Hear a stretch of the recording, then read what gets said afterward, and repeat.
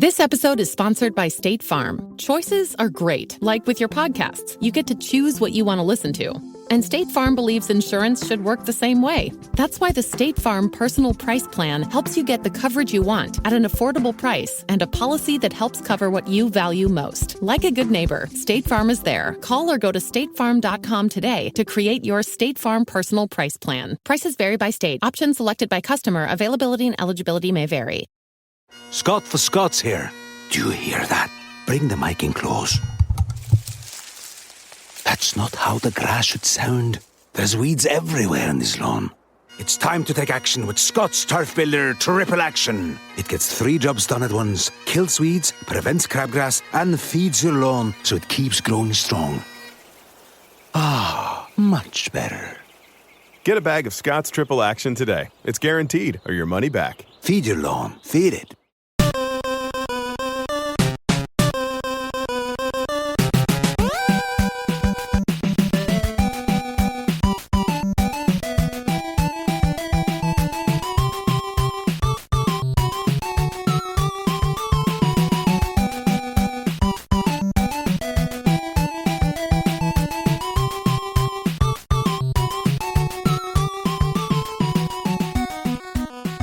Welcome to the family here on Purple Mafia.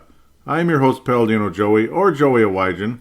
Purple Mafia is available on Apple Podcasts, Google Podcasts, Podaman, Spotify, iHeartRadio, TuneIn Radio, Audible, Stitcher, Double Twist. Hope I got them all, or probably there's more out there.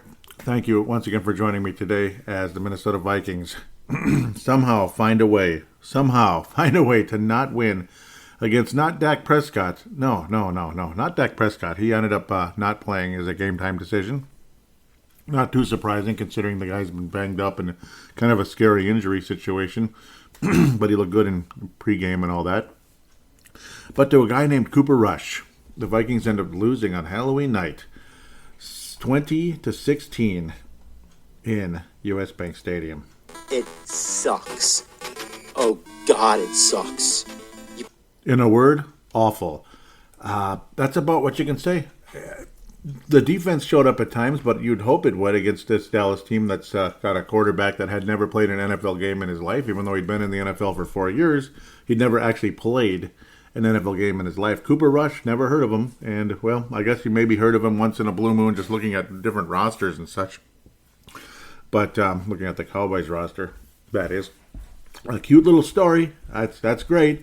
I guess it was the day of backup quarterbacks, and the Vikings have a history of getting beat badly by backup quarterbacks that nobody's ever heard of, like the Steve Walshes. Was it Jim Miller years ago with the Dallas Cowboys, Chicago Bears? Steve Walsh also with the Chicago Bears. How quaint. The Red Rifle kicked our butts not too long ago with the Dallas Cowboys. I believe that was just last year. Yeah, just last year he kicked our butts with the Dallas Cowboys. That was extremely frustrating. In a very awful season for the Minnesota Vikings. The Red Rifle, of course, he's with Chicago now. I guess the Vikings did beat him once, but that was because we were so damn good that year in 2017. And Cincinnati was so terrible that, we had to beat Cincinnati and we had to beat the Red Rifle at least once. Generally, though, he'd had a bunch of success against us. Oh, yes. Well, 20-16. Obviously, the Dallas Cowboys have a lot of talent on the offense, but again, a quarterback that never had done anything before throws for 325 yards. And Kirk Cousins was what they call primetime Kirk, PTK.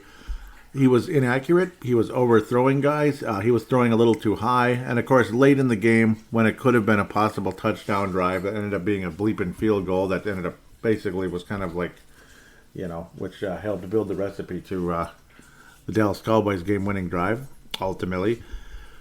It was a thrown a little too high. To be fair, Kirk Cousins was literally like getting tackled. He was getting sacked basically at the time he was getting rid of the ball on a rollout. So, okay, fine. But there were a lot of plays that Kirk Cousins was extremely inaccurate and at times would check down and check down and check down and check down. It was one thing after another. I mean, it was just panicking. It was embarrassing. It was check down Charlie, this and that. And tonight, being at Halloween night, and yes, happy Halloween to all of you. Of course, by the time you're listening to this, it might not be Halloween anymore. It might be November 1st, but yeah, hope you had a happy Halloween. despite the Vikings losing. I had a purple cupcake tonight, a purple cupcake with those little plastic tags you put in the cupcake, and it says boo, right? Because it's a Halloween cupcake. It's purple. Well, that's what Purple fans were chanting most of the night. And yes, you got to hear Coop every couple seconds. I don't know where all these Cowboys fans came from. Yay, I guess they're America's team. I guess they're everywhere. Cowboys fans are everywhere, or they magically follow their team everywhere. But it was so bleeping obnoxious. It was like the whole damn game. Every time something went right for the Cowboys, like it felt like kind of like a semi-home game for them. I thought it was a Packer game or something. It was really annoying. But yeah, for Viking fans that were booing during the course of this game, I'm with you 1,000%. And for those of you that are saying stick with the team through thick and thin, well, nobody's going anywhere. I'm not going to be a Packer fan or anything.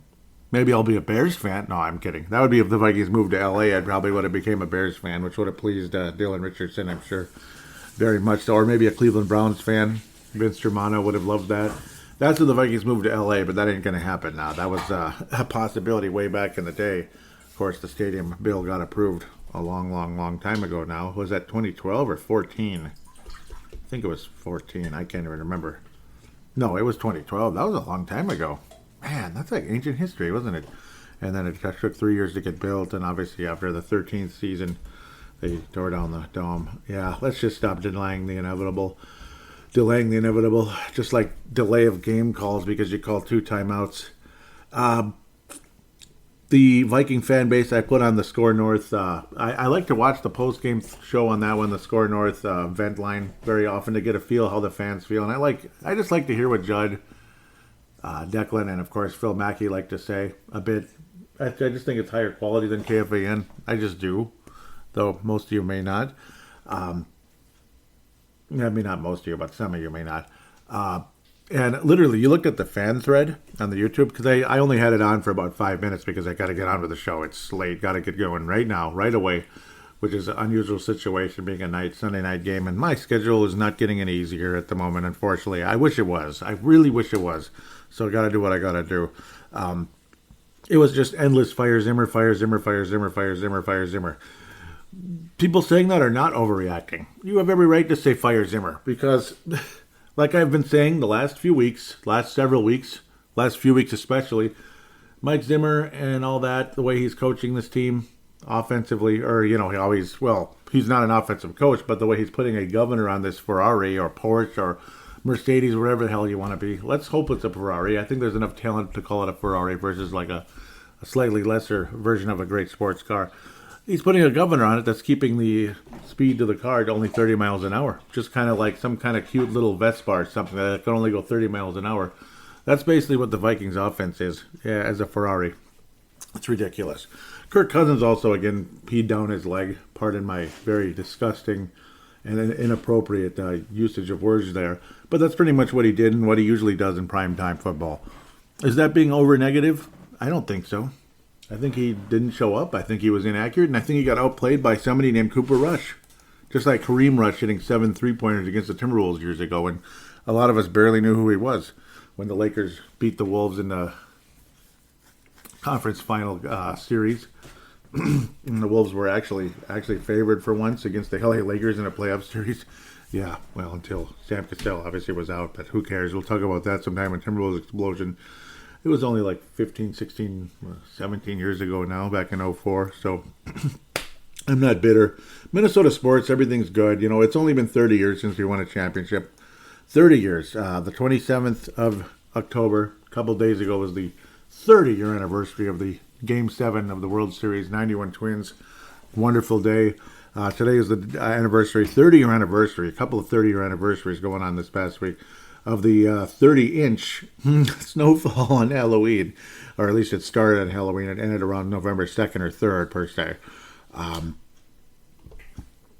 So yeah, it's only been 30 years since we won a major championship. I was 12, now I'm 42.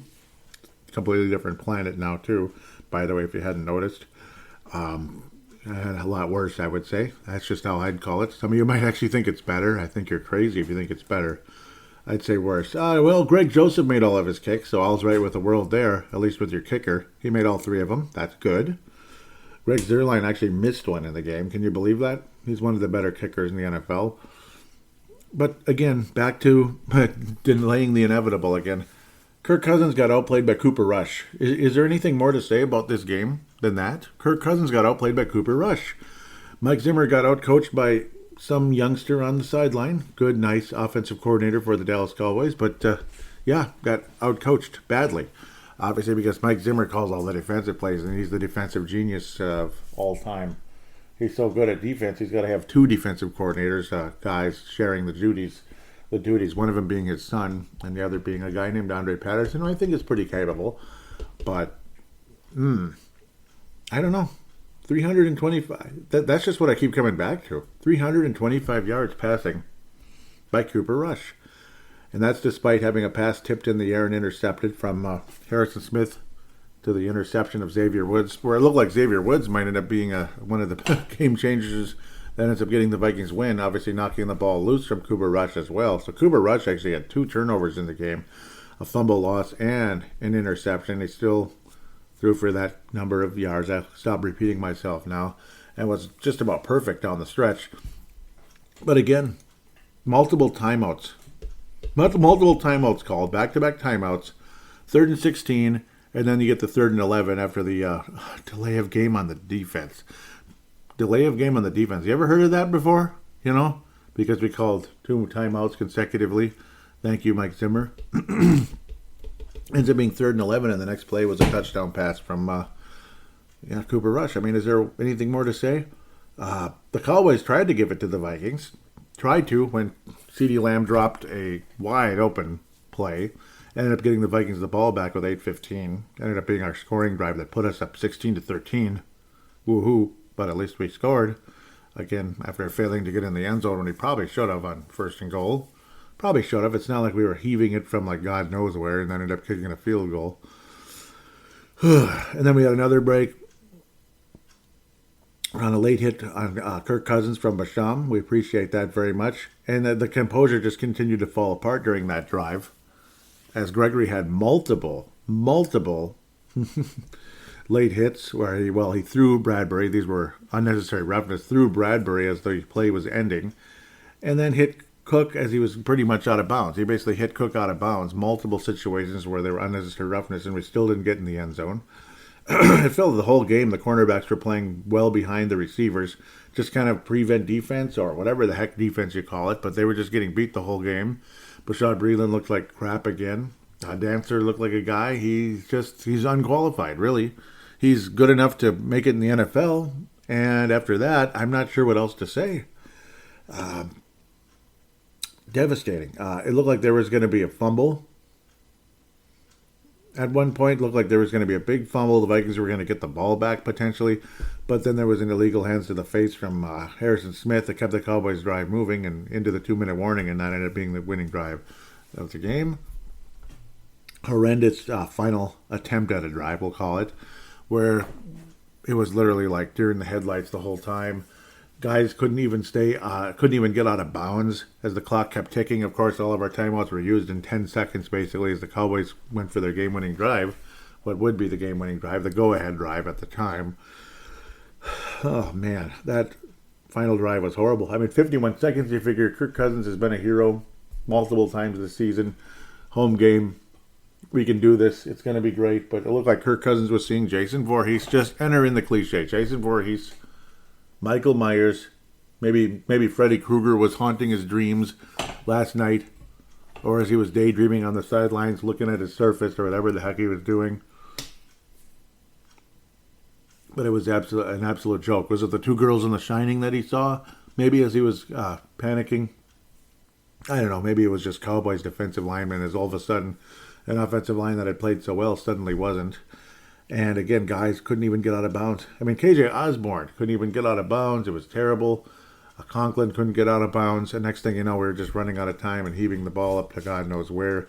Yeah, like a 10-yard completion at the 50. That's going to do you a hell of a lot of good when you're down by 4 as the clock hits 0. That's going to do you a lot of good. Lots of good. Couldn't even come close to any type of end zone, which is what it took for the Vikings to win or lose the game at the end of the day. I mean, I'm glad the game didn't go to overtime because it's late enough but it sucks coming out losing in the situation as well. Everson Griffin, I thought, played absolutely fantastic. He was rushing the quarterback the whole game. He would have probably been the player of the game. Probably, unless Xavier Woods ultimately stole it, and he very well may have, with the forced fumble, pass deflection, and of course, interception in the game. He was absolutely great playing against his former club. Very impressive performance by Xavier Woods. I thought he was great.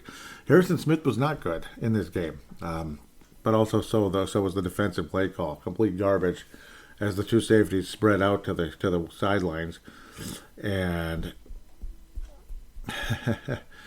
that's when the game started to really change. When that took place, when Cooper Rush hit Cedric Wilson up the middle, and then next thing you know, Wilson had nothing in front of him, 73-yard play. It was about 20 yards down the field when the ball was caught, so we're talking about 50 yards after the catch because there was literally daylight in front of him.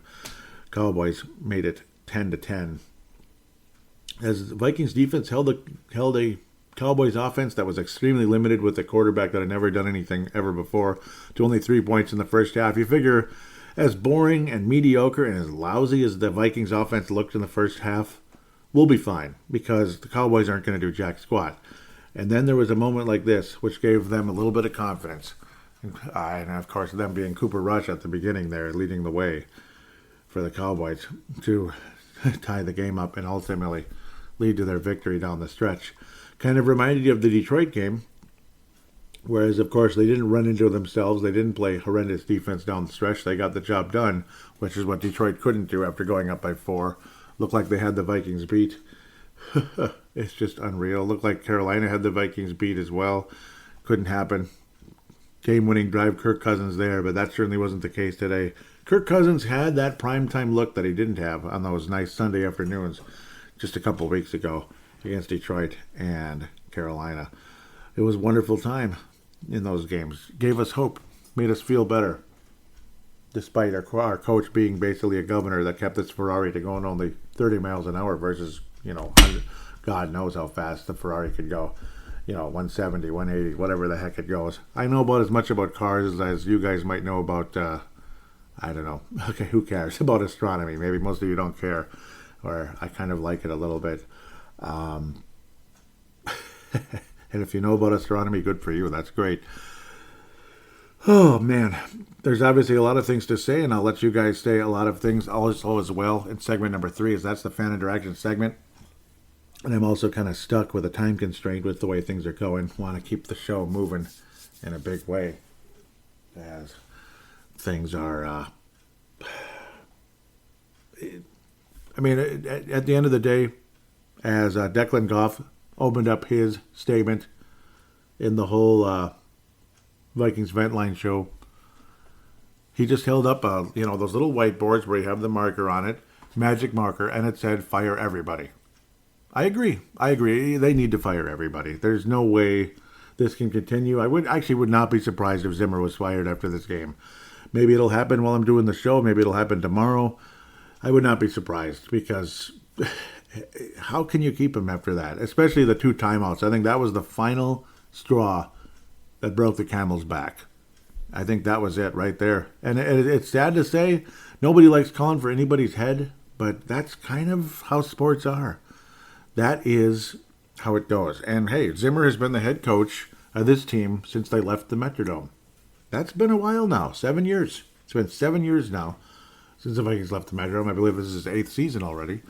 So the entire tenure of the U.S. Bank Stadium has been with Mike Zimmer. So it's not like he hasn't had enough chances. It's not like he hasn't made enough money as a head coach and have been established and this and that. So I don't feel bad saying it at the end of the day. He's had time. He's had a great couple of teams, especially the 2017 team. And it just didn't work out, guys. It just didn't work out, and I can't imagine a whole lot of you would disagree with that at the end of the day. That's kind of the vibe I have leaving this one is this is the kind of game that gets head coaches fired, especially when they were already on the hot seat and the expectations were up on the moon. And when you keep seeing a lot of the same BS time and time again, and it's become quite apparent that this team ain't going to no playoffs. There's just no way. How can you possibly make it, especially with the way things are going now? So at the end of the day, the Fran Tarkington Award for this episode, I'm going to give it to two guys, and they're going to both be on defense. How can I give it to an offensive player? Dalvin Cook wasn't doing anything that great. The only guy who had a real shot at getting it was Adam Thielen. Conklin was pretty good too, but it's Tyler Conklin. Tyler Conklin's never going to be a superstar. Justin Jefferson, I mean, like nothing happened here, man, with Justin Jefferson. Couldn't get open. And then when he was, Cousins could never get to him. He couldn't find him, this and that. KJ Osborne, gosh, boy, what a difference a couple weeks makes. 10 yards. 10 yards on 2 catches. 10. That's right. That's a big number. Who the heck is Luke Stocker? Is he stocking the shelves at Target? I guess that's what he is. Luke Stocker stocking. Yeah, you get the idea. It's real funny. CJ Ham, 3 catches for 9 yards. What does that tell you? That kind of sums it all up right there. 3 catches for 9 yards for CJ Ham. Old Ham on rye. You know, I love him to death. But that sums it all up. That's Kirk Cousins. That's this Vikings offense in a nutshell. That's Kirk Cousins in primetime. That's Mike Zimmer as the head coach, putting the governor on the offense. We gotta be careful because we screwed things up too much. Kirk Cousins being too nervous to make a mistake. Mike Zimmer being too nervous that a mistake might happen. So instead of the big plays to Justin Jefferson, that may or may not have been there, big plays to Adam Thielen or even Tyler Conklin. I guess decent plays to Tyler Conklin. He's not like he's bad. He's pretty good. But 3 3-yard catches. Or dare we say, actually, there were 2 losses, 2 3-yard losses, and he had a 9-yard catch. He actually wound up with 3 yards. I'm looking at this incorrectly. He had a 9-yard play, and then two plays where they were 3-yard loss. They were backwards passes, basically. There were plays that led to negative yards because Cousins was actually further behind, and C.J. Ham was 3 yards behind the line of scrimmage. An average of 1 yard per play, per catch. Again, that just sums it all up. I mean, what more is there to say? That's the urban legend of the show as to why this offense continues to be a pile of crap when you need it most because of the way it's being coached and the way the big captain, the quarterback, the captain of the team tends to panic in the big moments in big games and this and that. This is why you can't win a Super Bowl, because it takes at least 3 really, really good weeks in a row. That's if you're fortunate enough to have the number 1 seed in the NFC or AFC or whatever. 3 good weeks in a row to win a championship. 3. If you can get 1 out of Kirk, that's awesome. But there's at least 2 more, if not 3 more, to get to that championship circle. So, sorry. Unfortunately, that's just very unlikely, I think, with this coach and this quarterback and this offense, the way it's being forced to perform on a weekly basis. The Christian Pond Memorial, is it Rashad Breeland? Sure, it could absolutely be him. It could be even Harrison Smith, because he had a very disappointing day, I thought, for the most part. Not completely. He obviously had the wonderful tip pass that led to the interception. I just think it's the coaching staff. I'm sorry. It's not going to be a player. It's going to be the coaching staff. Had enough. I think everybody's had enough. Fire everybody. With that, we'll take a quick break.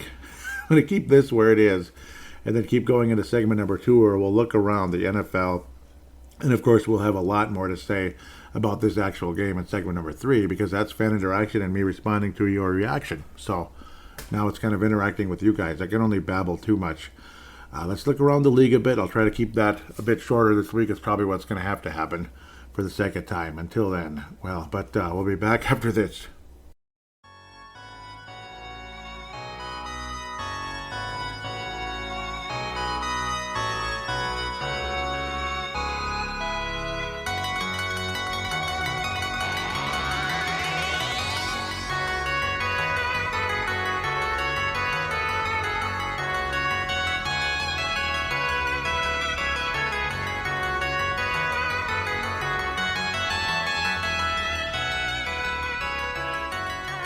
And we are back here on Purple Mafia segment number 2. Let's look around the league a little bit. Some more oddities, some more fun, I guess. Where did the scores go? What the heck is going on? Okay, I see what happened.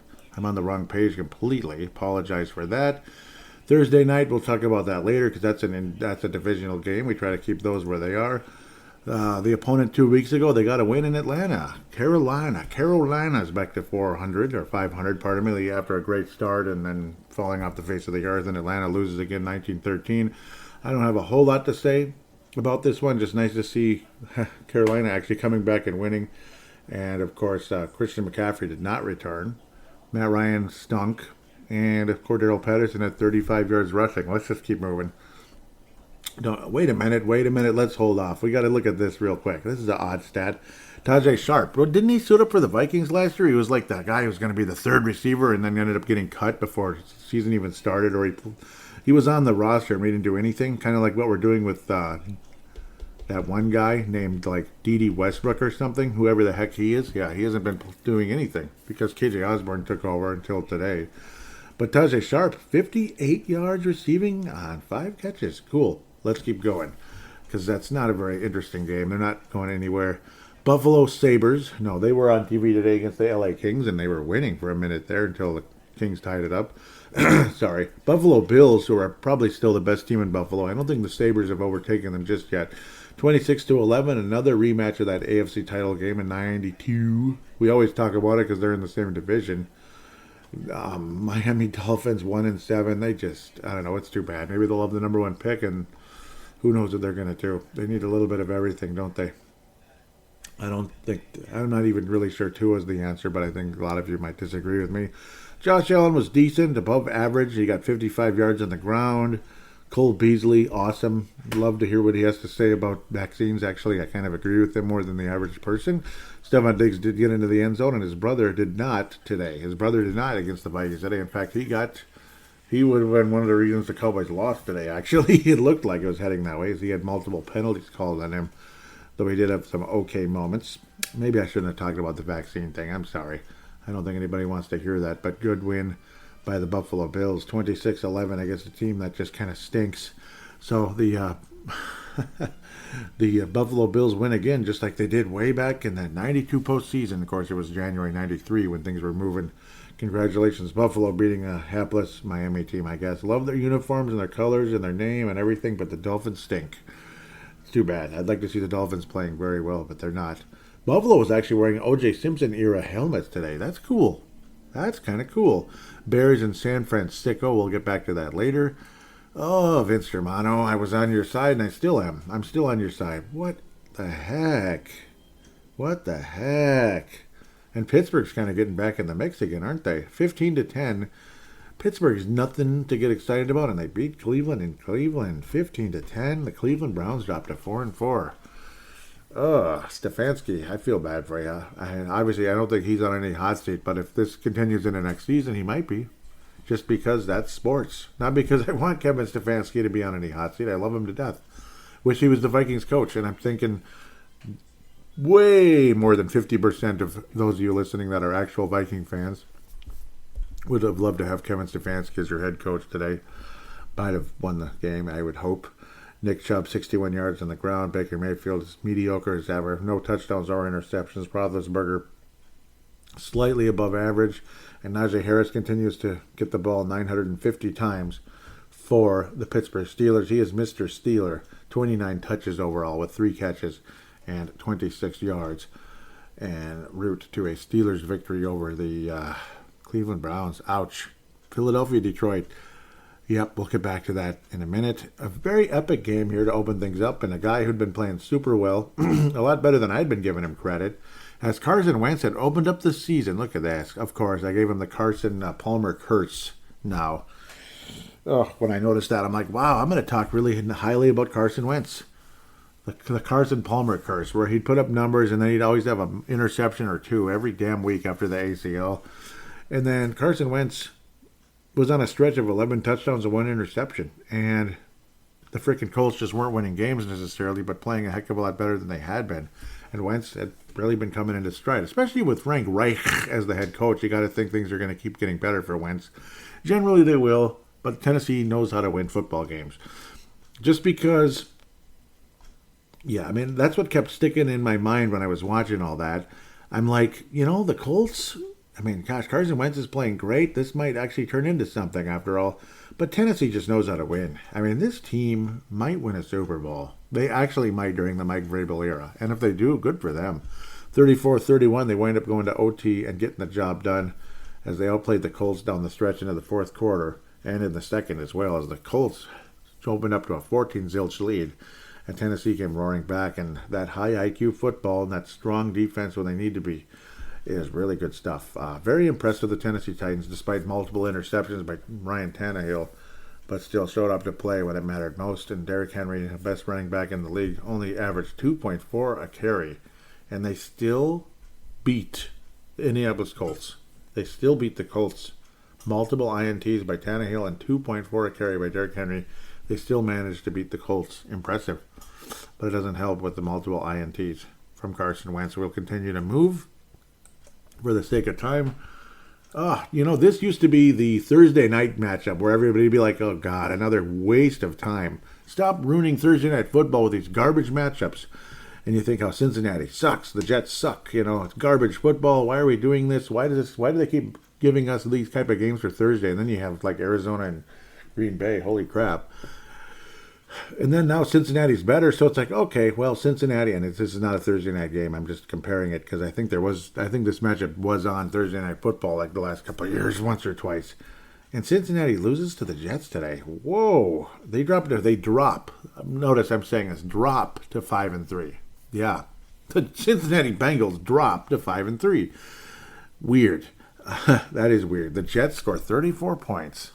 34-31, and this was another backup quarterback, and the Saints also have a similar situation. Somebody named Mike White. Joe Burrow got beat by Mike White. Yeah, I like to make fun of how people pronounce that.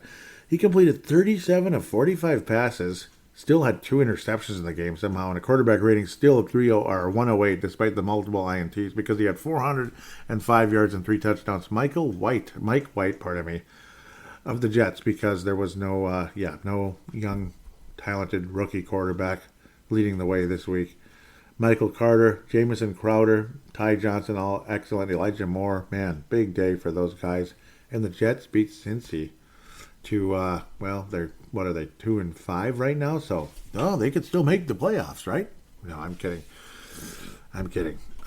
Just end the season. That's what I call the Jets until they change and improve again. But that, I'm sure they will. I'm sure they'll have a couple years coming, and they have probably the second or third coolest uniforms in the league. Their uniforms are awesome. New York Jets uniforms are awesome, and if you don't like them, we're not on the same page. They're awesome. Now, if they can get things going in the right direction, good for them. Cincinnati certainly had been, and unfortunately today, that's the definition of 2 steps back, getting 405 yards passing against somebody named Mike White. Los Angeles Rams continue to jump up with now a 7-1 record, beating an awful 1-7 Houston team. I guess that's squashing a mosquito with an axe, 38-22. Is there much more to say about this? Well, Matthew Stafford had an epic performance. Somebody named Davis Mills, I keep calling him that, but he's actually played okay for Houston, throwing for 310 today, but getting an INT down the stretch. Cooper Kupp continues to be the best tight end in the NFL this year, with 115 yards and a TD, and Darrell Henderson with 90 yards on the ground as well, and a touchdown. I don't need to call it a TD, it's called a touchdown, right? But an easy win for the Los Angeles Rams as they are climbing to that lead in the NFC. And they just might get it. We'll see. Patriots continue to improve. They beat the Los Angeles Chargers, who were 4-1. Seems like yesterday the Chargers were 4-1. Now they're 4-3. And Patriots are 4-4, still hanging on, as they barely lost to the world champion Buccaneers a few weeks back on Sunday Night Football. Mac Jones was mediocre Mac at best in this game, but the Patriots got the job done down the stretch with good solid defense and forcing multiple turnovers from Justin Herbert. And neither quarterback stood out in a very positive way in this game. Just good solid defense in both parts and bad quarterback play ultimately. And the Patriots end up winning by 4 versus the Chargers to get to 4-4 and back in playoff contention a little bit. See if that continues. Another mosquito and axe type of combination here with Seattle, who's not a good team. They're not a good team right now anyway. hope they never will be again, but that's just me. And I already don't like the Seattle Kraken. That's how I feel about Seattle and sports and all that. I already don't like them. Every time they touched the puck, they acted like they won the Stanley Cup. The Seattle Kraken, their logo is okay. It's boring, actually. It looks like the Seattle Mariners, and I don't like the Mariners logo, or colors. It's just boring. Just like Seattle's boring. And something else I'll leave off topic. I'll leave off the show, off the mic. 31-7, Jacksonville stinks. Like always, they're 1-6. Trevor Lawrence, he threw another interception. Last week he didn't, but this week he did. Geno Smith had one of his better games, 20 of 24 with a couple TDs. Pretty damn efficient. Good job of Seattle. Getting kind of hanging on a little bit with fourth place, though. Still last place in the NFC West. But last place in that division isn't nearly as bad as it is in other ones. So we'll keep going there. Jacksonville somehow isn't the worst team in the AFC South. How does that happen? I don't know. Who knows, who cares? Denver over Washington, another who knows, who cares type of a matchup. Washington, they were 2-0, weren't they? Now they really suck. They're 2-6. They're completely out of it. The Washington W's are vanishing off the face of the earth, and the Denver Broncos are kind of sort of climbing back into playoff contention because I don't think the Raiders will be there. Much to my chagrin, Teddy Bridgewater looking to try to get his team in the playoffs. It's former Viking versus former Viking. Taylor Heineke continues to get worse and worse for the Washington W's, and, well, it just wasn't a good day. And this will just throw you off in a heartbeat. You know, last couple of years, it was Adrian Peterson. It was Hall of Fame watch, and he's climbing the charts to the greatest, rushing numbers of all time, so to speak. And then you see somebody named Jarrett Patterson. That's just going to drive you crazy. But that's who their running back was, today with 46 yards on the ground. Melvin Gordon III and Javonte Williams shared the ball quite a bit with Denver. But Teddy was able to steady Teddy, I guess is what you could call him now, was able to keep the ball away from the Washington football team, or the Washington W's, and Denver ends up moving a little bit closer to playoff contention, I guess. Tampa Bay got destroyed by the Saints. Not destroyed, but beat soundly by the Saints today. Not a good day for the Tampa Bay Buccaneers. They're still first place, still 6-2 now at least in the NFC South. They still hold the division lead, but the New Orleans Saints would give you that infamous, stupid objects in your mirror are closer than they appear phrase with a 5-2 record. And, of course, beating the Saints again, just like they did last year. Somebody named Trevor Siemian. Ever heard of him? Do you remember Trevor Siemian? Yeah, he led the Saints to a win. Trevor Siemian. Trevor, you remember? Former Broncos quarterback and Vikings backup, seems like yesterday. Yeah, we hardly ever got to see him as a Viking. And, yeah, well, I believe that was Kirk Cousins' first year as quarterback, if I remember correctly. Or is that going a little further back? Who knows, who cares, right? Tom Brady threw 4 touchdown passes, continues to put up unbelievable numbers. But they end up losing the game, and Trevor Siemian leads the Saints to a win. Again, the day of the backup quarterback. Insane. And Tom Brady's having a record-breaking season at age 43. I mean, what world do we live in? Or is he 44? Yeah, he's 44 now. Pardon me. That's crazy. Record-breaking season at 44. I hope he's not Lance Armstrong. Please don't be, okay? Don't be Lance Armstrong. Please. Cheating, whatever. I hope not. I don't think he is, though. It's just crazy to think of last year at 42, 43, for 40 through 40 touchdowns. Oh, my God. But he just knows what he's doing, does Tom Brady, and that's why he's able to stay healthy and win Super Bowls in his 40s, which never happened in the past.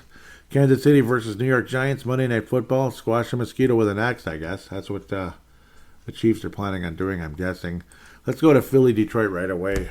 What more is there to say here? 0-8, and talks of 0-17 have begun. Dan Campbell just might be a one and done. And I'm sorry, because for some reason, I kind of like him. I don't know why. I'm kind of sympathizing with him right now, because that team showed some grit in the past, but that grit's gone. It's gone. It's like losing to the Vikings. It was like, okay, we can't beat anybody, because, 44-6 in Detroit versus Philly, who's not even a good team at all. They're not good at all. 44-6. Wow. I mean, what more is there to say? Jalen Hurts, 103. Their quarterback threw for 103 yards, and you still get beat 44-6. Wow. Wow. Just two running backs, both ran for 2 touchdowns in the game. Boston Scott and Jordan Howard, the former Bear, the veteran running back, also ran for 2 touchdowns in the game. They have both averaged about 5 yards a carry. That's Tecmo Bowl football, pretty much. Late 80s, hand the ball off and gain 5 yards, and it's nothing you can do. I guess that's pretty much what happened in this game. Nice job, Eagles, and wow, Detroit, you suck. You suck. 0-8. We've already seen Detroit have a winless season. They might have another one coming. Chicago versus San Francisco. 33-22. That's creepy. It's multiples of 11. Creepy. Justin Fields continues to lose games, unfortunately. He's now 0 for his last 3. And many people are questioning, should we really be starting Justin Fields this early in his career? Is this going to kill him? It might.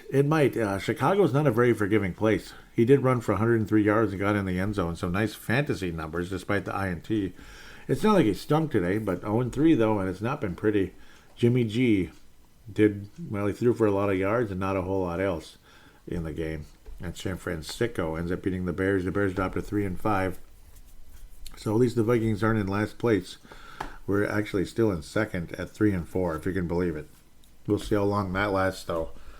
We're just like San Francisco, man. We're 3-4. We're like the 49ers. Doesn't that sound cool? And then you had the epic battle between the best in the NFC, and guess who the number 1 seed in the NFC is right now because of this game? It's Green Bay, or is it LA? I don't care. It's one of the two. But it's not Arizona anymore. Arizona would be, the 2nd or 3rd seed at this stage. I believe they'd be 2nd because they beat the Rams already. Soundly in their house. So it would be the Rams, or Arizona. Yikes. So that makes Green Bay number 1. Numero uno, folks. 7-1 in the NFC North. 7-1 Arizona. Green Bay wins 24-21 as things just did not work out for the Arizona Cardinals down the stretch. There was hope for a little while, but most of the game Green Bay led. It just kind of felt like they were the more prepared team. They were smarter. Aaron Rodgers looks like a genius every week out there. Even when he's not having his best game, he looked like a genius out there. And he did not have his best game. And Arizona's defense showed up a little bit. And Kyler Murray kind of had a little bit of primetime magic, so to speak, in a negative way. A little bit of Kirk Cousins magic out there, where Aaron Rodgers clearly was more on the ball, literally, down the stretch. And Green Bay ends up winning the game, and this was in Arizona. It's a very, very important win for the Green Bay Packers. A lot of us thought Green Bay might be dropping off and the Vikings might be division champs this year. That looks like a 1 in a million chance now. Green Bay is right up there. And this is with Devontae Adams not even playing. Don't forget that. Devontae Adams didn't even play the whole COVID protocol situation. And obviously he was, I believe he had it, COVID. So it is what it is. It was Aaron Rodgers to Aaron Jones, who didn't get in the end zone, but his old buddy Randall Cobb.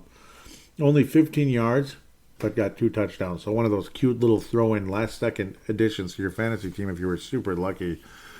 Just randomly picking that up and picking up Randall Cobb. And 2 touchdowns on 15 yards and 3 catches. Aaron Rodgers and the Packers rocking and rolling and trying to get to a Super Bowl one of these days if they're capable of it. See if I could pick up something here. So we're going to try to move on to the Baltimore preview here, as I have to try to go back to their last game. That would have been Week 7. They were actually on the bye this past week. Baltimore bleeping Ravens, as they got absolutely stomped at home by the Cincinnati Bengals. This is what had you thinking, like, wow, Cincinnati's legit this year. They were 5-2, dropped Baltimore to 5-2. Which technically puts Cincy as first place, but they're calling Baltimore first for some reason. Must be some other tiebreaker.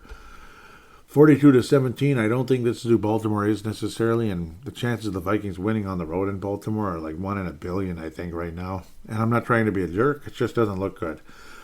We've only played them 6 times since they became the Baltimore Ravens because they kept Cleveland Browns history in Cleveland, which I agree with 100%. These obviously are the original Cleveland Browns that moved to Baltimore, and the original Baltimore team was the Colts, and they moved to Indianapolis and took all the history with them.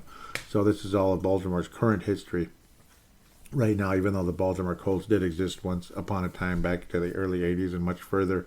It is a 3-3-0 record between the two teams.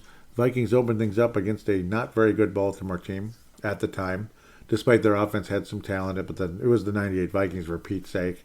And this put the Vikings at 13-3. This was the final game.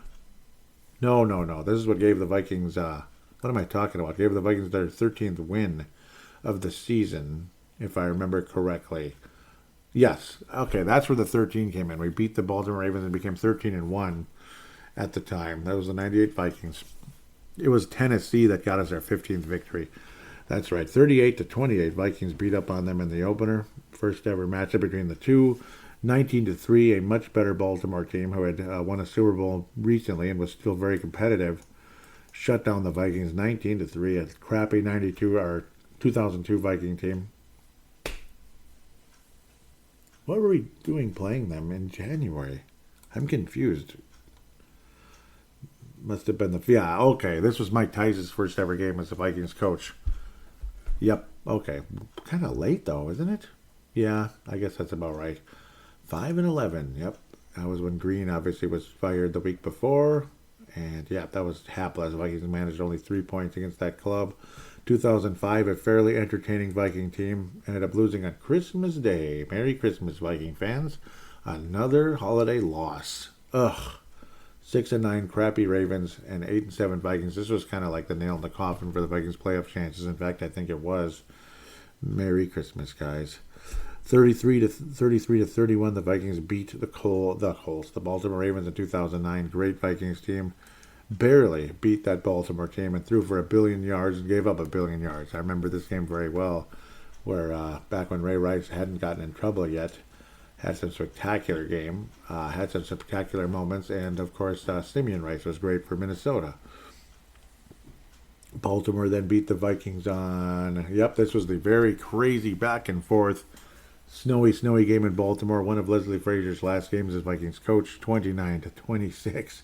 Baltimore ended up beating the Vikings in a game that saw many lead changes, lots of drama, lots of weird penalties and weird calls and non-calls.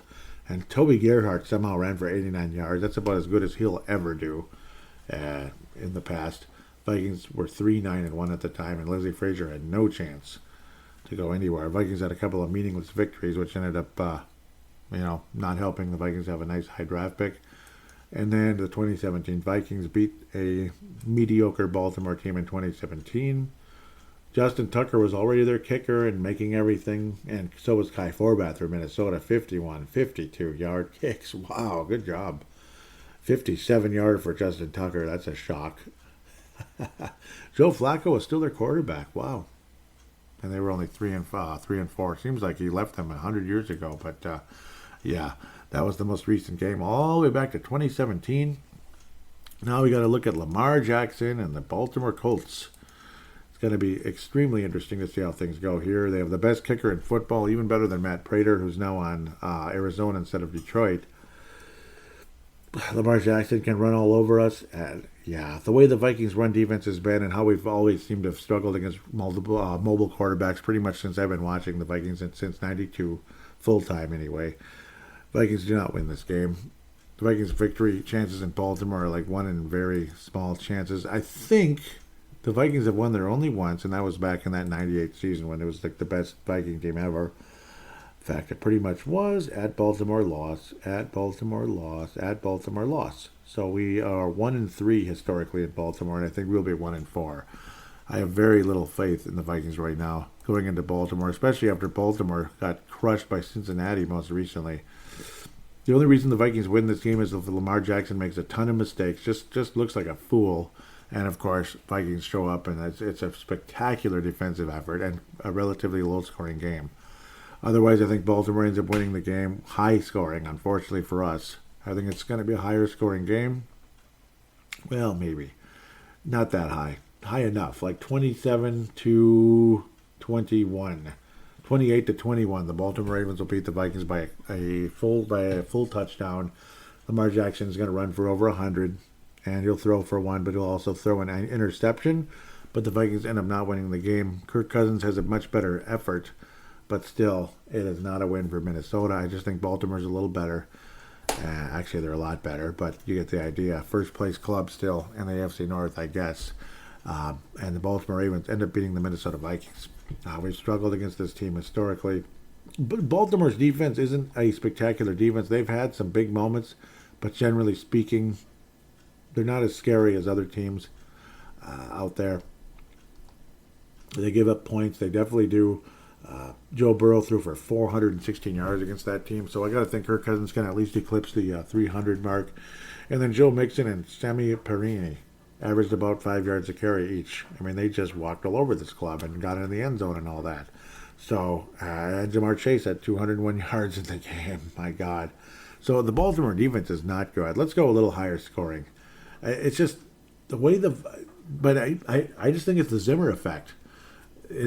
Not only does Mike Zimmer, obviously, the defense can be somewhat stingy sometimes, except when guys run all over us. But it can be somewhat stingy or when cornerbacks continue to stink. But I don't know what to think. Is it going to be high or low? I mean, today was low scoring, but you're going against a quarterback that wasn't good. Yet he had good numbers at the end. And your quarterback wasn't good either. And it certainly doesn't help having Patterson out for multiple weeks here. And that's it's now you're relegated to Dantzler and Breland full time. I mean, you're bleeped. You're absolutely bleeped at the end of the day when you look at that. So I'm going to stick with the same final score. 28's enough to beat the Vikings right now because there's just too much of a governor. And I'm sure Kirk Cousins has a number of yards, but I can just imagine some disappointing moments down the stretch. A big turnover, and Baltimore ends up winning and going to 6-2 and dropping the Vikings to 3-5. Who will be the head coach of the Vikings in the next game? That might be the big question at the end of the day. But I do believe Baltimore ends up winning, despite the fact they do give up yards and they give up points. But I just don't see this offense stepping up to the plate and putting up big numbers against this Baltimore team. If I'm wrong, I'm wrong. I just don't see it. Let's go out and see it. Come on, Glenn, go out and let's see what you can do, right? That's what Jack Morris said about the Glenn Perkins years ago, guy who couldn't stay healthy. Obviously, both former Minnesota Twins. Yeah, unfortunately, speaking of baseball, the Atlanta Braves lost, so they did not win the World Series tonight. Nobody wants the freaking Houston Astros to win, but that's what was flashing in the background. I'm now seeing wonderful replays where guys named Elliott, not Elliott,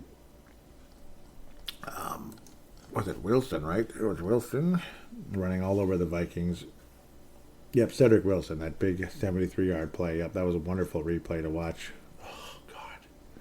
But I'll shut up about that now. We'll take a break and return for fan interaction right after this.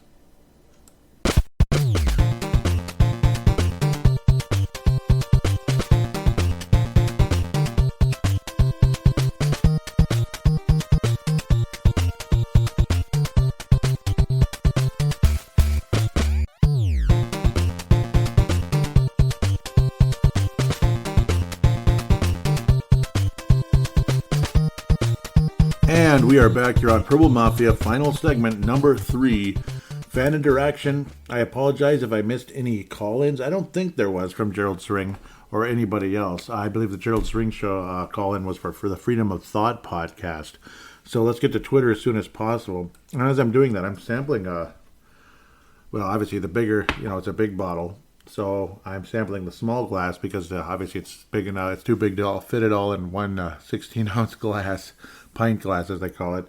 So I put it in, put the rest in this tiny little one to sample it, and of course gave stuff to my wife. Surly Darkness. Being it's Halloween, got to have some Surly Darkness. So I'm going to taste them right here on the air for the first time in 7 years. Yeah, it's really something. Obviously a stout with a little bit of everything flavor in there, that chocolate, and there's like a dark fruit taste to it. Obviously stouts have kind of a coffee taste. I'm not tasting much coffee, but more of the chocolate and dark fruit flavor to it. Thought I'd include that in, being it's Halloween. Last 15 minutes of Halloween anyway. But for some of you, Halloween might go on forever. For the next several hours. Who knows? At Purple Mafia Show. At Purple Mafia Show is the Twitter account. I'm going to get to the Vig It application right now if I can get it out of here and not lose it. Actually, I'll just go off of memory. It's a free sports betting application, but of course you're not betting real money. It's more like fantasy sports. You bet free coins and win real prizes. It's basically like you compete against others over the course of a month, which can be a lot of fun, and I did find it. But I can also kind of go off of my head, too, because I know what it is. Vig It Betting League's month-long competition to see who the best sports bettor is over the course of the month. Bet free coins, win real prizes. You can post about your picks and see what others are saying about games. There is great information available on the Vig It Line movement where the public is betting. I also kind of want to throw something else out there. I should probably put it in the show description. But cryptocurrency, we better get into that. I would. This is just me basically saying this. It's not them advertising, but it can help the show if you join on and put me as a referral. It actually will help the show because cryptocurrencies could end up being pretty valuable for Pro Mafia down the stretch, because they give me a small reward anytime somebody joins with the referral. I will put a link in the show description. The referral code is MT4YSJ25P7. I'll try to put a link to that in the show description. But join crypto.com. It's an application. You can trade cryptocurrencies, anything from Bitcoin, which is like the biggest one. Everybody knows about that. Shiba Inu, which I highly recommend, actually. And then there's Dogecoin. No, Dogelon Mars, it's called. And I guess the ticker for that is, or streamer, or yeah, I guess it's called a ticker, is ELON. That's kind of the little 4-digit one. For Shiba, it's SHIB. Doge is DOGE. And, of course, Bitcoin is BTC. And others out there you could join. But these really sub-penny ones are very, can be extremely lucrative, and especially for if you're thinking of hanging on long-term to those. So highly recommend that. I'll try to get a link to that in the show description. Highly recommend that, and it would help the show. Either one of them, the Vig It line, the referral to that is Paladinolive. It's one word. So I want to thank Vince Germano out of Australia, Malcolm McSween out of California, and Tanae Wilson Brown out of New Zealand for retweeting the most recent show. KJ Clutch 2 whole weeks ago now when the Vikings defeated the Carolina Panthers, and KJ Clutch was KJ Clutch, which he was not tonight, unfortunately. Black Space out of Mankato, Minnesota, that would be Sebastian Barton. He says, because I was talking about the Blue Jays winning a championship with Miguel Sano. Well, the Atlanta Braves might win it with Eddie Rosario, and he won the National League Championship Series MVP. What do you think of that? But he's saying if the Jays win the championship with Miguel Sano, then it wasn't because of his Mendoza line ass. Yep, he's thinking it won't be because of him. Yeah, he strikes out way too much. If the Jays start winning and the Twins are not winning, it's solely because of the moves we're not making in the pitching staff. That is a pretty accurate statement, I'd have to say. Here we go. Here's an interesting bunch of statistics with the great coaches of the NFL and the ones maybe not so great, including a certain guy who wears purple. Mad Martin out of Northern Scotland says, are we feeling confident? Just looking at Zimmer's record against teams with winning records, with winning season records, if you add the losses to the Cardinals, Browns, and Bengals currently, it's 42-17, or 28%. That's pathetic. And then add the Cousins primetime record. Doesn't look good. Mike Zimmer's second last to Jay Bleepin' Gruden. The Jay Bleepin' Gruden of the Washington W's. They were still called the Redskins, I believe, after 2019. Bill O'Brien. So, yeah, Bill Belichick's at the top by far since 2014. This is since 2014-ish or 2013 in some cases. Ron Rivera, Marvin Lewis. Even Marvin Lewis, wow. Had a winning percentage of just above 42, or just under 43, I should say. Bill Belichick just under 68. Andy Reid, 58. Pete Carroll, 57. Mike Tomlin, 55%. Sean Payton, basically about 50. Ron Rivera, about 48. Doug Peterson, 40, or 41 actually. Mike McCarthy, 40. Jim Harbaugh, 39.5. That's not too good. Jim Harbaugh? But that's after he won the Super Bowl in 2012.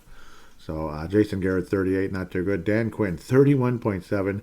Bill O'Brien, 30.7. Mike Zimmer, 30.4. And this is since 2014. And .211 for Jay Gruden, who was the only one worse. He's obviously not employed at the moment. Neither are some of those others that were in the lower half. So pretty damn crazy there. Wow, that's bad. Thank you for posting that, Mad Martin. Really appreciate that. He says, this should be an easy win, but it will tell us very little about how good this team could be. Yeah. See, it's like you win, it doesn't mean much. You lose, oh boy, it doesn't mean a lot. It means a lot. Yet playing again down to their level of garbage. What load of garbage. If we don't blow them away in the second half, I've zero faith this team can do anything this season. A little more darkness here. Judd Zolgad should be advertising this one. The only one he advertises is Surly Furious. That's their sponsor. You know, Surly's their sponsor. It's Lucky Sons of Biscuits. But just Furious? Furious is a good IPA, but it ain't the best one in the country. Let me tell you. I'll take the one out of Chico, California instead. Black Space says, glad I'm not watching. Mad Martin says, fire Zimmer now. This is pathetic. And then Pete LaFlamme joins on board. I wanted to make sure I'm pronouncing it correctly. Pete LaFlamme, welcome on board out of Maine. I hope he's a listener.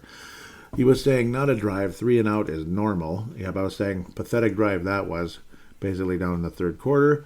Mad Martin says, I'm at the stage. I hope Dallas wins. Put us out of our misery now. Well, we got our wish there, didn't we? Danae Brown says, sick of all these stupid screens and short outs. Oh, God, yes. And I was saying, me too, it's freaking dumb. It's never going to win anything. Might as well just finish 8 and 9 if that's the garbage we're going to throw out there. And then Tanae responds with, Kirk's been spooked by Halloween, I think. Doesn't want to take a shot since the first drive, and he never did. Fans were booing the bleep out of the Vikings again after those ultra-conservative checkdowns to C.J. Ham. The crowd was booing the crap out of him, and that made me think of that purple pumpkin and this little boo tag that I'm banging against the microphone right now. It says boo, and I was booing the Vikings with my purple cupcake in that fourth quarter, and they played like a bunch of purple cupcakes, didn't they? That might be a good title of this episode if I can remember. Pete LaFlamme. Again, I hope you're a listener, and it's nice meeting you, Pete. You just kind of came in out of nowhere today. Great to meet you at Pete Vikes 22. This really is an embarrassing performance at home versus no Dak. Yeah, no Dak, right? Versus no Dak at home. Nice offense. Score the first play, not to lose. What the bleep? Seriously? And he was saying it's a lot of Zimmer's fault not letting Kirk go. Yep, in multiple ways, yeah. Judd Zolgad tweeted out, as he was saying, as Matthew Collar just pointed out, we are dealing with primetime Kirk right now. This is just awful. I mean, he sucks in primetime, and amen. Pete LaFlamme said, a lot of Zimmer's fault, though, not letting Kirk go. I can't disagree with you at all, Pete. I can't. Again, great meeting you today. He says, go no huddle and throw downfield. 1 and 11 on third down. Yeah, at the time, and I think it's even worse after that. 1 and 11 on third down. I mean, that's a stat that just is staggering. Mad Martin is saying, absolutely agree. Had a few arguments on the Zimmer debate this year. I was ranting really big about something. Mad Martin had said, yeah, we hope Dallas win, put us out of our misery. And I responded with, it sure feels that way, doesn't it? Otherwise, we're just delaying the inevitable. It's so painful seeing such talent get misused like this. People saying they want to keep Zimmer are absolutely insane at this point. Mad Martin was saying, absolutely agree. Had a few arguments on the Zimmer debate this year. Yet again, team comes out flat after the bye. Not acceptable anymore. Amen, brother. Pete LaFlamme says, and that's an awesome name, by the way. I'm not trying to be rude or disrespectful. He says, how about that play calling? How about that play calling? First and goal. Everybody in the world knew we were only going to try to kick a field goal, not attempt an end zone, not a try. Yeah, it's so bullcrap, isn't it? Not working, says Matt Martin. Not working on the tonight with 2 weeks to prepare. Yeah, 2 weeks to prepare. 2 weeks.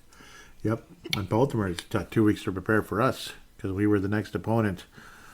Ouch. Ouch. That's all I got to say about that. Pete LaFlamme retweeted a bunch of my tweets. Thank you, Pete. Hopefully you retweet the show when it comes out. It'll be awesome. I hope so. And great to meet you again. Man Martin says, thankfully, it's not 0335 here. What a bleeping waste of a night watching this shit. They've no chance under this coach. Thankfully, it's not. So basically, I think what he's trying... Yeah, that's 3:35 in the morning. Thankfully not. It's 30... Yeah, he's 3:35 in the morning. Poor guy. Ugh. Staying up watching it, and he's not happy. I was saying it's now safe to say this one will not go to overtime. Yeah, the problem is odds are we're not going to win the game. We'll see if Kirk Cousins can pull out some more magic. Hasn't been good all night so far. Yeah, because once the Cowboys went up by 4, it's like we're not going to OT. Warren Sharp, apparently, so Tanay tweeted this to me. Warren Sharp said Kirk Cousins has thrown 8 of his 23 attempts behind the line of scrimmage. Isn't that awful? When he's thrown beyond 10 yards, he's 4 for 5 for 101 yards. 20 yards per attempt and a touchdown. Not sure what the Vikings are doing. Warren Sharp, that's like a gold star right there. Because that sums it all up. That just sums it all up. All those frickin' checkdowns. And then you just throw beyond 10 little yards. Just 10 little yards, a lot like Patrick Mahomes and all of his success over the years, except for this year. But, well, kind of a lot of reasons for that. A lot of reasons, I suppose. But, yes, throwing beyond 10 yards makes a difference. Pretty damn unbelievable. Thank you, Tanay, for posting that one. Black Space wraps up the Twitter section with an awesome one. An awesome one. Remember The Apprentice? I hope most of you know what that is, where it was simply just, you're fired. Yes. A certain president who I miss said, you're fired. Yep. He wasn't the president at the time, of course.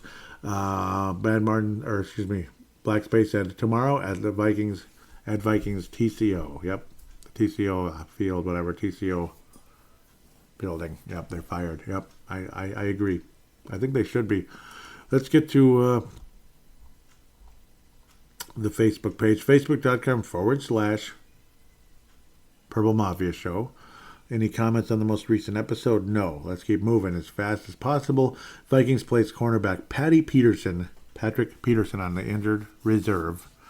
Bummer. Yep. And that was a big bummer for us and didn't help tonight, did it? Sure didn't. And I'm tired. Just say all comments, please. Thank you. Mark Carlson said, bummer, he's a stud with wheels. And then Tanay Brown says, damn. Mark Carlson out of Iowa, of course. And Tanay out of New Zealand. Interesting post from CBS Sports headquarters. I believe this was from another Vikings page out there, and I apologize, but CBS Sports headquarters is the tweet. So they get the credit ultimately because they're the ones that tweeted it. So most games of 10 receptions, 120 plus yards, and 1 touchdown receiving in Vikings history. Adam Thielen 4, Chris Carter 4, Randy Moss 4. So Adam Thielen tied with the greatest of all time with the Vikings wide receivers. And he's probably got a few years left to knock that down. Pretty cool. Adam Thielen, obviously great game tonight. He didn't break that tonight, did he? We probably would have heard that. I don't think he did. I know he got in the end zone. I don't think he got 100 today. Did he? I think he got like 78. So no.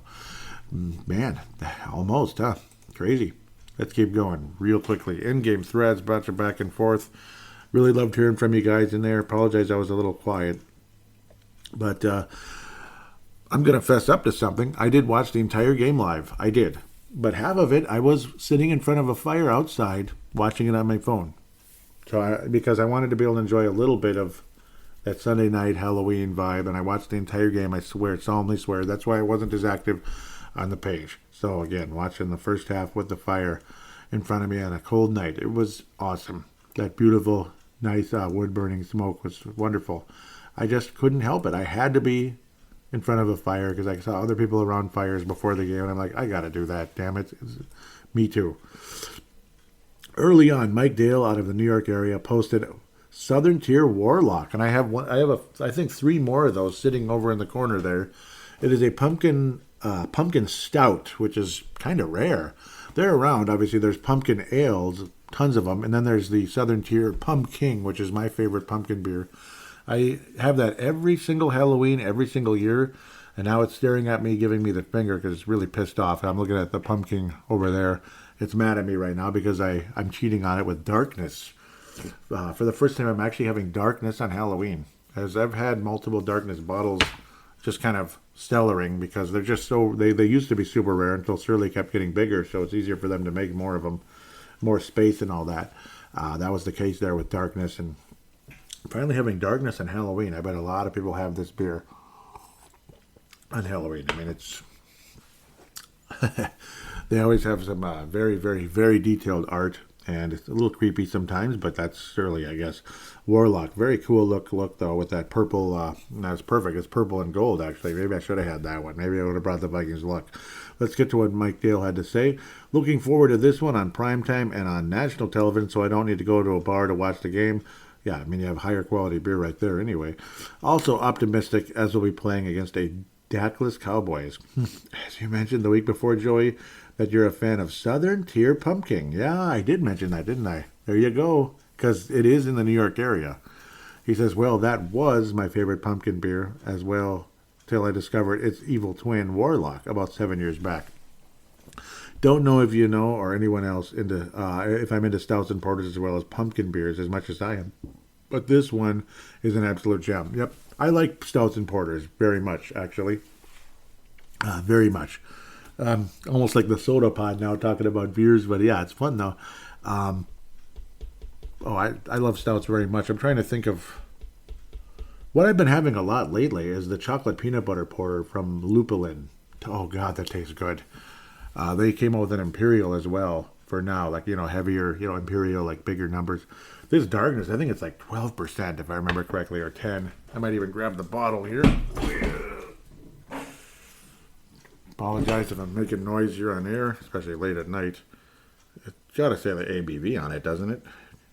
Come on, man. Well, if I see it, I'll see it.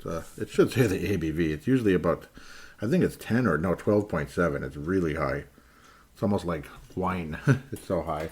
And alcohol by volume, that is. And then Warlock and Pumpkin are both 8.6. I just know that by heart. Incredibly good beers, actually. So, yes, I do like stouts and porters. I also love IPAs, of course, like Sierra Nevada Torpedo. That's one I really love. So, let's get back to where I was, where he was saying, been to the brewery Southern Tier a few years back, even though it's at the opposite end of the state. Oh, no, that's far outside Jamestown, which is about an hour and a half drive south of Buffalo. Fantastic brewery and seasonal rotation. Skol to all the fellow beer drinkers. Yep, skol to you, brother. I was saying that's a real good one. I have some with me as well. And then Opta Surly Darkness, we'll see. And then Mike Dale, he must know about Surly. He says, can't go wrong with Surly, one of Minnesota's best micros. Can't find them anywhere in the Northeast. To tell us, haha. Yeah. I didn't think they'd be. I wish they would be. They've gotten a hell of a lot bigger, but still, I don't think they go across the country like, say, like a Sierra Nevada or even Southern Tier, which comes here. Very cool, very cool. Brett McCarthy was saying skol. Brett McCarthy also has another believing field goal. Mark Carlson was disappointed at Harry. The hitman Cedric Paulding is back. Welcome back, Cedric Paulding out of Mississippi. Says, we give 326 yards passing to a no-name backup quarterback. That does sum it all. Josh Mayer Henry, welcome back out of Colorado.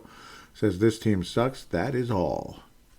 Mike Dale said, is it that easy that Bashad Breeland switched out of his yellow cleats for white ones? Yeah, it's weird. Xavier Woods, at least one guy decided to come up with big defensive plays. Wasn't he great? Mike Dale, Brett McCarthy first says, we got a break. Thank God. That was again with the drop pass by CeeDee Lamb. Mike Dale said, oof, Danielle Hunter out for the second half. Yep, that was a shoulder issue.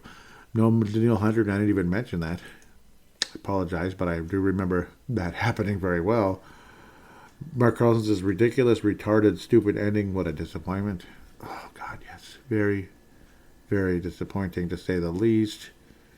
Mark Carlson was saying we need to finish the half and score, stop running the ball on first downs, and unfortunately they just kept doing that. Mike Dale was excited about Griffin getting the sack. Yes, sir. Yep, Brett McCarthy extremely upset about the play calling, and there's just no question about that. I posted that little cute purple cupcake, that says boo, and ultimately we were booing. Us purple cupcakes were booing big time the Vikings, especially on some of that stupid play calling. Let's get to the... Oh yeah, I posted a cute little live video that was about 10 seconds long, where I was talking about the scores tied going into the fourth quarter, who's going to come out on top. It was kind of fun. And Brett McCarthy loved that one, or had fun with that one. Dave Hickey and many others posting in the post-game thread, and then we'll wrap this show up. So, click. Dave Hickey says, one word, pathetic, to a backup quarterback. But who's kidding? When do I ever say the word? Zimmer does need to be fired. Defensive delay of the game. Yep, what a horrible thing. Wasted timeouts, stupid defensive calls, and the bubble screen pass on 3rd and 13 for 5 yards. Never worked. Scrap that play call permanently from here on out. Yeah, they keep doing it. Bubble screen on 3rd and long, and it gets us nowhere. Gerald String out of Nebraska. Yeah, he was unavailable last week. Must have been busy. He said, wow, should have been a great chance for a win with no Dak. We proved tonight this is no playoff caliber team here. The thing that stood out to me was our O-line got jacked. Don't give me the old Cousins can't win a primetime game. The rest of the team needs to show up once in a while. He's been carrying the team all year, and he got no help whatsoever, period. I've been backing up Zim for a long time, but time to throw the towel in on this regime. That was embarrassing. No way around it. I agree, my friend. I agree. And yes, Kirk, I'm kind of big. Sometimes I bash him, this and that. He has had an awesome year, to be fair. Tonight was very disappointing. Dave Vicky was saying lots of JJ drops. Actually, everybody dropped one. Except the Iowa receiver. One catch. Yep. Josh Mayer-Henry jumping in again. Good. He says, I agree. Cousins has carried this team so far this year, but some of his decisions late in the game were bad. Yes, they were. Like tossing to a receiver for a 3-yard gain in the middle of the field with no timeouts. Should have been tossed out of bounds and saved the time. The play prior to that was also bad. Short pass the middle, no timeouts, but the majority of the issues on this team are coaching related. Yep, they really are. Again, Josh Mayer-Henry out of Colorado. Great to see you back again, buddy. I'm dead serious about that. Mark Carlson says, Joey, it should not be too hard to put a title on tonight's game. Oh, maybe it was a bit spooky or something. But here we are playing every team so close, and no matter what, we can't keep a lead, especially for the last minutes of the game. So yet another backup quarterback takes the purple down. Unhappy Halloween. Yep. Josh Mayer-Henry says, fire every coach. How can we not ever beat backup quarterbacks? Piss poor playing call. Piss poor playing minus first drive of the game. Yeah, it was. Mark Carlson says that Josh Mayer-Henry is right. I'm now on board with this talk. This is a team that has talent but is not winning games, and coaching is part of this. No more predictable first down hand-off run plays. Josh Mayer-Henry said, Cook has killed this team the last 2 years, and they hardly used him at all. Oh, yeah, killed the Cowboys. That's what Josh is saying. He was killed the Cowboys. Yeah. The short plays on 3rd and long where the receiver has no chance to get the first down drives me crazy. Yeah, it's like multiple jerseys in front of him, other team. Just like the last drive, they needed 60-plus yards, and we're tossing 3-yard passes to the middle of the field with no timeouts, real shitty play calling, and decision-making by Kirk. I'm almost ready to forfeit the season to get a chance at a possible high-end quarterback and get some younger, more offensive-minded coaches. I'm on the fence with Spielman. He has brought in some good talent, but the coaches are not good anymore. Yeah, I feel you. Shelby Lund, welcome back to the show.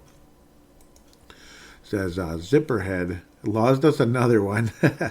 If he was at one time a great defensive-minded coach, that time has long since passed. Need a rebuild from the ground up. Josh Mayer-Henry responds, saying his big issue is he thinks he can turn anyone into a good defensive back. That's just not the case. Defensive backs are the weakest spot on the defense for a few plays during a game, but he can't hold up when it counts. Eric Mustard, welcome back. It's been a few weeks. He says, stop me if you've heard this one. Vikings lose the game in the final moments of the fourth quarter. I mean, the Cowboys practically got a gift-wrapped a touchdown with a bunch of penalties, and they still couldn't connect. Yeah, that's what he's trying to say, is how the Vikings or the Cowboys were getting all those penalties, and the Vikings should have gotten the end zone. Yeah, big time. It's early darkness. Now I'm getting that coffee bitterness or whatever. Cedric Paulding was saying we should fire the GM, Zimmer, and the whole staff. This team is embarrassing and poorly coached. I agree. Jesse Ball says no Super Bowl as long as Zimmer and Cousins are in charge. Final post from Ron Skirty. Welcome on board, Ron Skirty. I've always supported Zimmer until now. Should have been blitzing the hell out of that quarterback. Offensive play calling wasn't much better. Hate to say it, but Zimmer's got to go. I don't disagree. Ron Skirty, is there any... Oh, I like some of what I'm seeing here. But I don't see a location. So, bummer. Maybe there is, but I don't see it. Nope, no information on a location. So, Ron Skirty, I think from Minnesota is my guess, but looks like it. But who knows? Could be from anywhere. Thank you guys so much for your posts. Really appreciate everything. You guys are the greatest ever. You truly are. Mad Martin and Mike Dale will share the gold star. Really appreciate Mike Dale talking about those that wonderful Southern Tier. What a great beer that truly is, and I'm enjoying this one as well. Gotta love that. Thank you so much. Silver Star, Mark Carlson, Dave Hickey, going to Iowa. And then the Bronze Star is going to go to...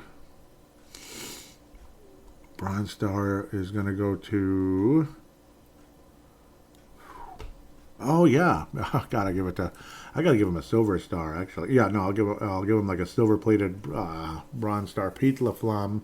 In fact, he might, silver-plated Bronze Star, along with gotta be Josh Mayer Henry. Awesome show, and Brett McCarthy. Thank you guys so much, and happy Halloween to all of you. A platinum-plated pumpkin to all of you. You guys are so great. Thank you very much. Thank you for making Halloween fun, despite the fact the Vikings didn't do a good job of that. The Vikings' history on holidays has been unbelievably bad. I mean, every time you look, Christmas, Thanksgiving, Halloween, it's always a loss. It always is. It's insane. It always is. It's like every time. Just days around it, like a Christmas game, Christmas Eve or something, maybe we win those, but it's never like the actual holiday itself, which is pretty damn crazy and pretty sad at the end of the day. With that, we'll get to the contact details and wrap up the show. Again, I talked about Vig It already, which is good. If you want to get on the air with me, it'd be great. What you do is open up your smart device and open up any free voice recording application out there. Just simply open it, press record, start talking, and then when you get to whatever 5 minutes or whatever the heck, once you get through it, hit stop, save it, and share it or email it to paladinolive@yahoo.com. Paladinolive@yahoo.com. I will then convert it into an MP3 file thanks to Zamzar.com. Always appreciate what they provide in that case. Other than that, please write a positive rating for Purple Mafia if you could on Apple Podcasts or iTunes, which is like the same thing. The other possibilities are Audible or Stitcher. Really appreciate if you could do that. It really helps the show in a big way. Hope all of you have a wonderful week. I'm hoping that there's some kind of solution, some kind of resolution for this team going forward. I can't be just like, go Vikings, rah, rah, ree, hope we win. Yeah, sure, I hope we win. But I hope there's a final result that ends up with a true happy ending, which is a Super Bowl championship. That's what we need. I mean, this team got to 4 Super Bowls many years ago. We've been to 1 million NFC title games, and we've lost, 6 in a row now? And then we start losing second round games to, San Francisco and stuff. So at the end of the day, there's just that one final step that never happened. And it feels like it's 1 million years away still when you see games like this. It's heartbreaking, it's sad, and that's how it is. With that said, again, have a wonderful week. And here comes the month of November. And Thanksgiving is just, 3.5 weeks away. We'll talk about the Baltimore game next week. Until then, take care and God bless.